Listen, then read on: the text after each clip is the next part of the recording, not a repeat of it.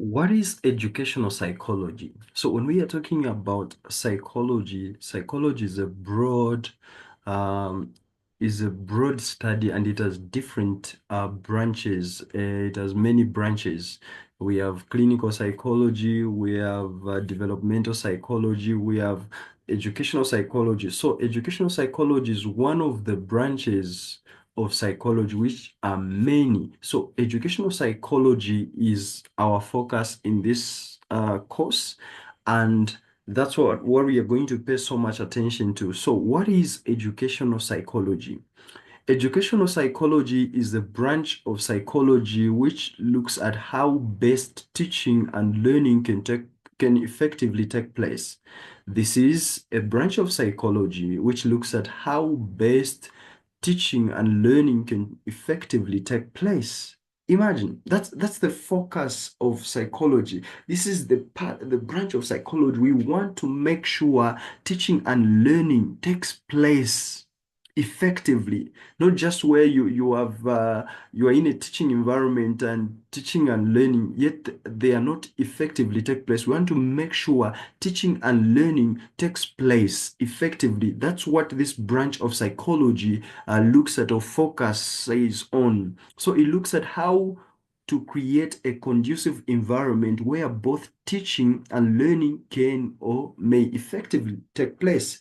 So you in this branch of psychology, you look at how can you create an environment that fosters or that makes teaching and learning effectively take place. Because you, as a trainee teacher or trainee facilitator, you have a responsibility to make sure that the learners learn. Because in any education, any teaching and learning experience, the goal is that effectively takes place and learning effectively take place. And learning is a relative permanent change in behavior. So you want to see a change in behavior. That is the goal. You want to meet the educational goals that you have set. Now, for that to happen, an environment plays a vital role in it. And how you make sure, how you do that, how you create that environment that makes both teaching and learning effectively take place is very important. And that's what educational psychology helps a trainee teacher to be able to do. So the question is this environment conducive for you and me? So when you are teaching, when you are in a learning environment, if you are teaching, the question you ask yourself, is this environment conducive for you and the learners whom you are teaching? Is the environment conducive? You can try to conduct lessons in an environment where there is so much where there's too much noise, or maybe some more interesting some activities are happening outside, that will influence and affect the environment either positively or negatively. So, and even the environment itself, maybe the classroom setup, even the desks or chairs that are there, how they are, if they are not enough, that also affects the environment, because maybe some other learners, they have to stand for them to attend the lesson. So even that, all those aspects, you look at them, the question you ask is this environment conducive for for you and your learners? And if not, how do you improve it so that it become conducive? How do you make sure the environment become conducive? That's what you are looking at. So educational psychology attempts to improve teaching methods and materials to solve learning problems and to measure learning abilities and educational progress. Researchers in this field may devise achievement tests, develop and evaluate teaching methods, or investigate how children learn at different stages. So that's what educational psychology attempts to do, to improve the teaching methods. We want to improve teaching methods and materials, not only methods and materials to improve them.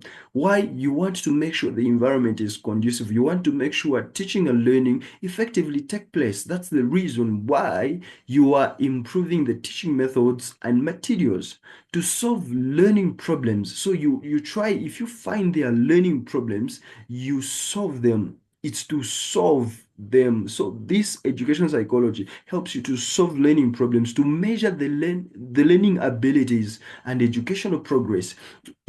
This is who what this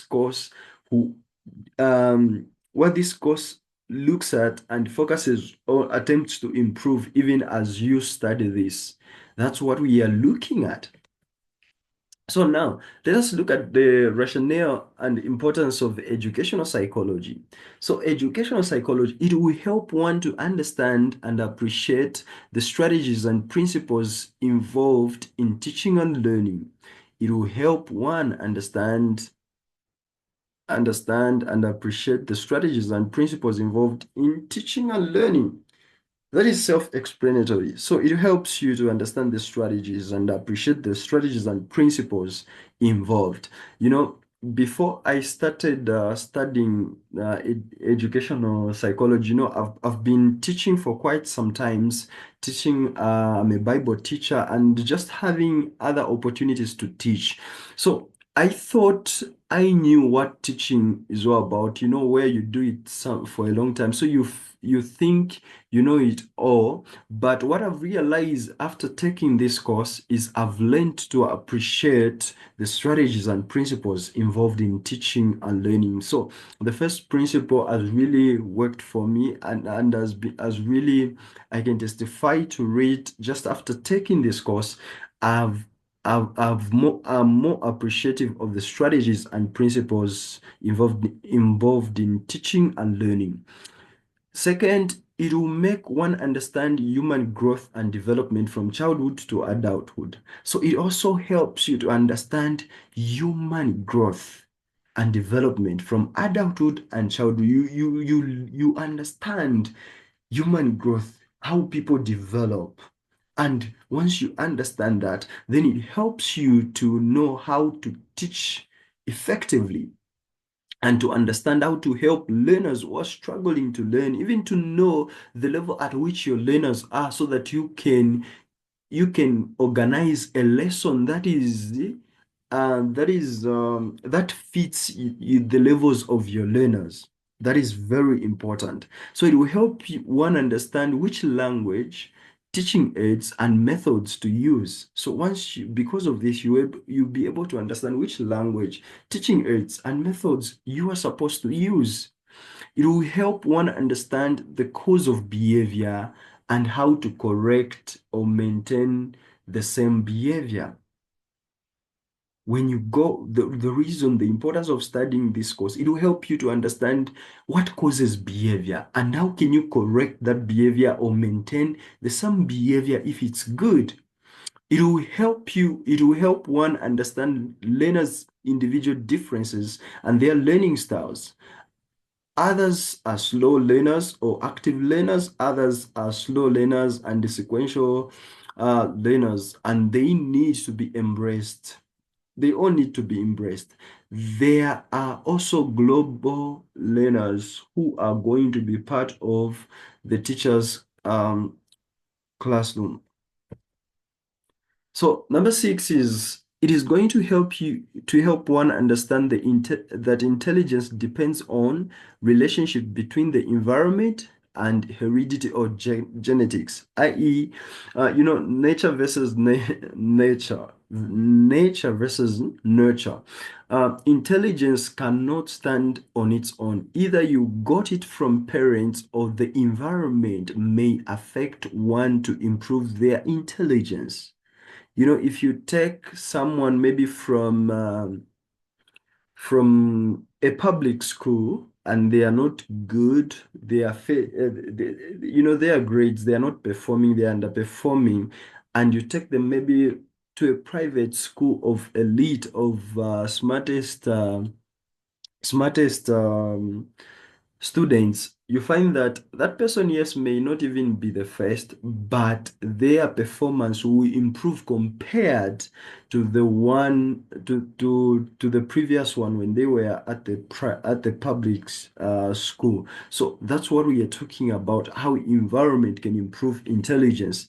There is there is a man, this is just a story that helps to get the point. So there is a man who has to pick a brother from UK going home. So between the place there is a river. Then one picks the luggage. Then on the way home, he was asked many questions. Do you know biology, um, symbology, eschatology? He answered, no. What a disgrace. A disgrace. Then they reached a river, tried crossing the river. Then the village boy asked, do you know swimology? He said, no. Now, who is ignorant here? So, what this story is amazing. It's a situation where someone is looking down on this village boy because they are so educated, they know about eschatology, biology, symbology, all those things. And you look at that person and you think that person is not intelligent until you find yourself in a situation where you also don't know. Now a boat is sinking. Then you say, do you know swimmology? So who is intelligent in that situation? So this is what we are looking at. So it is going to help one guide and counsel learners in need or with deviant behaviors. So it will help you counsel learners. So this is what we are looking at. This is the rationale and importance of educational psychology. So as we progress, we are going to go deep into this course. Look out for the next videos. Otherwise, thank you so much for watching. My name is Nevas. God bless you.